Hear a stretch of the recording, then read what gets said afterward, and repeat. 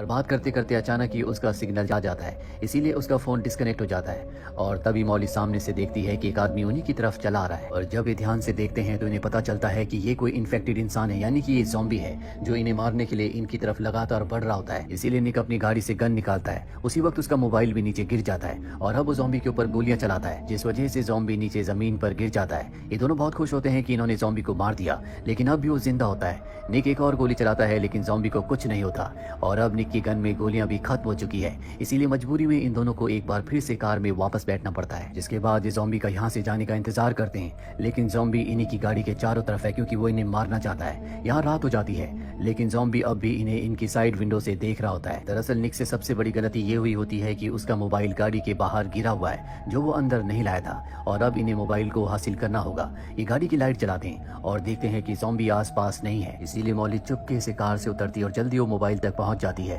पर तभी वो देखती है कि उस ज़ॉम्बी ने निक के ऊपर हमला कर दिया। वो जल्दी से गाड़ी से अपना सामान निकालकर इस जगह से भाग जाती है और अगली सुबह कवरेज आने के बाद वो निक के उस दोस्त को कॉल करती है जो एयरफील्ड पर उनका इंतजार कर रहा है, जो उन्हें यहाँ से निकाल सकता है। मौली उसे बताती है कि शायद उसे पहुंचने में थोड़ा वक्त लग जाए, उसे उसका इंतजार करना होगा। वो गुस्से से मौली का फोन डिस्कनेक्ट कर देता है और अब मौली को आगे का सफर पैदल ही तय करना होगा। पैदल का जो सफर होता है वो 36 माइल्स का दिखा रहा होता है और वो तय करती है कि वो उस जगह किसी भी हालत में पहुंचेगी और वो पैदल ही आगे बढ़ चलती है। कुछ घंटे चलने के बाद वो देखती है कि कुछ प्लेन्स वहां से उड़कर जा रहे हैं। इस बात से मौली हताश हो जाती है, क्योंकि वो समझ जाती है कि अब एयरफील्ड तक जाने का कोई फायदा नहीं है, क्योंकि प्लेन यहाँ से निकल चुके हैं। वो फिर भी आगे बढ़ती रहती है और रात को एक जगह आग जलाकर बैठ जाती है, जहाँ बैठे बैठे वो अपने बेटे को भी याद कर रही होती है। और तभी उसकी आंख लग जाती है। इतने में वहाँ पर एक ज़ॉम्बी आता है जो उसके ऊपर हमला करता है, लेकिन मौली किसी तरह से अपना सामान उठाकर उस ज़ॉम्बी के ऊपर हमला करके वहाँ से एक चट्टान के ऊपर चली जाती है, जहाँ पर ज़ॉम्बी नहीं आ पाता। सुबह होने पर वो देखती है कि ज़ॉम्बी अब भी उसके आसपास ही है। वो किसी तरह से अपना सामान लेकर वहाँ से भागने लगती है। ज़ॉम्बी अब भी उसका पीछा कर रहा होता है,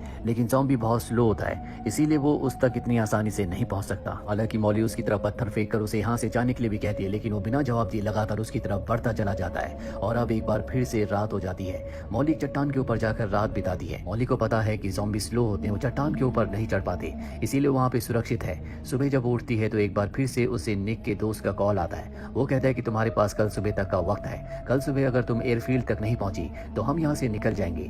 इसका मतलब ये है कि अब भी उसके पास एक मौका है कि वो यहाँ से निकलकर अपनी जान बचा सके। मौली एक बार फिर से अपना सफर शुरू करती है। वो ज़ॉम्बी अब भी लगातार उसके पीछे आ रहा होता है। मौली का खाना पानी सब कुछ खत्म हो चुका है, इसीलिए उसकी बॉडी डिहाइड्रेट होती है और यहाँ पर गर्मी बहुत ज्यादा है। वो रुक भी नहीं सकती, क्योंकि अगर वो रुकी तो ज़ॉम्बी उसके ऊपर हमला कर देगा। और मौली बहुत ज्यादा थक चुकी है। थकान की वजह से उसकी आंखें बंद हो रही होती है और तभी सामने से एक बहुत बड़ा तूफान आ जाता है। वो ज़ॉम्बी के साथ उस तूफान में फंस जाती है और जब उसे होश आता है, उसकी आंखें खुलती है। वो देखती है कि सड़क के पास से एक गाड़ी गुजर रही है। वो उन्हें आवाज देती है, जिसमें से दो आदमी बाहर निकलते हैं। वो सबसे पहले मौली को पीने के लिए पानी देते हैं। इनमें से एक का नाम टेड और दूसरे का नाम जेसन होता है। मौली उन्हें बताती है कि उसे एयरफील्ड तक जाना है, तभी वो इस देश से बाहर निकल सकती है। ये मौली को गाड़ी में बिठाते हैं। मौली देखती है कि उसका बैग उसके पास नहीं है। वो कहती है कि शायद मेरा बैग वहीं पर गिरा होगा जहाँ पर मैं बेहोश थी।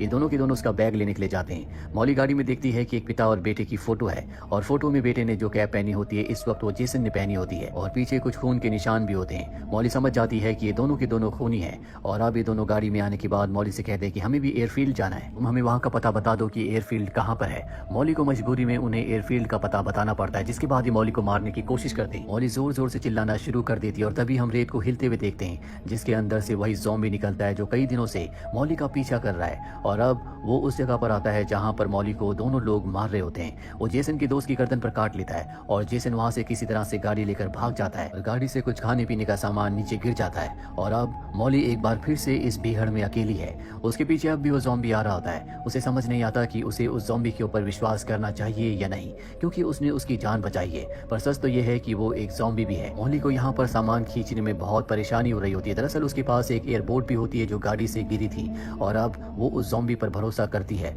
वो ज़ॉम्बी के गले में उस बोट को बांध देती है, जिसमें वो सामान भी रख लेती है और धीरे धीरे आगे बढ़ना शुरू करती है। जिसके बाद वो ज़ॉम्बी को अपनी कहानी बताती है कि पहले वो एक पोल डांसर थी। वो कम उम्र में माँ बन गई थी। उसने एक बेटे को जन्म दिया था, लेकिन उस वक्त वो उसकी देखभाल करने के लिए पूरी तरह से तैयार नहीं थी। इसीलिए उसने अपने बेटे को अपनी बड़ी बहन को दे दिया और उसी ने उसके बेटे की देखभाल की। वो अब भी अपने बेटे को बहुत मिस करती है और अब वो तय करती है कि वो ज़ॉम्बी को ट्रेन करेगी। अगर वो उसका कहना मानेगा तो उसे अपने साथ ले जाएगी, नहीं तो यहीं भीड़ में छोड़ देगी।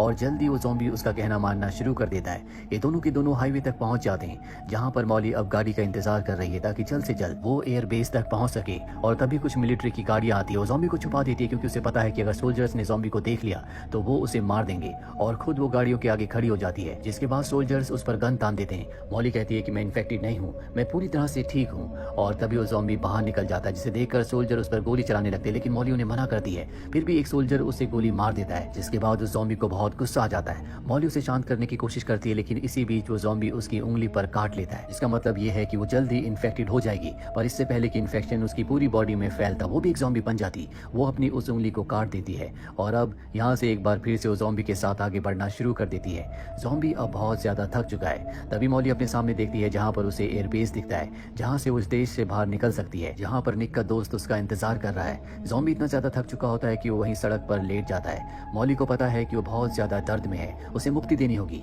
इसीलिए वो ज़ॉम्बी को मार देती है और यहाँ से अकेले आगे बढ़ती है। जल्दी वो निक के दोनों दोस्तों तक पहुँच जाती है, जहाँ पहुँचने के बाद अब वो मैक्सिको आराम से जा सकती है, जहाँ पर ज़ॉम्बीज़ नहीं है। लेकिन यहाँ से मैक्सिको के लिए निकलने से पहले वो लॉस वेगस अपनी बहन को कॉल करती है, जहाँ पर उसका बेटा भी है। कॉल को उसका बेटा उठाता है, जो बहुत ज़्यादा डरा हुआ होता है। वो कहता है कि मुझे घर पर बंद किया गया है, घर के बाहर चारों तरफ ज़ॉम्बीज़ हैं जो मुझे मारना चाहते हैं। और अब वो अपने बेटे के लिए बहुत ज़्यादा चिंतित होती है। वो समझ जाती है कि उसकी बड़ी बहन शायद इन्फेक्टेड हो गई है या वो मारी जा चुकी है।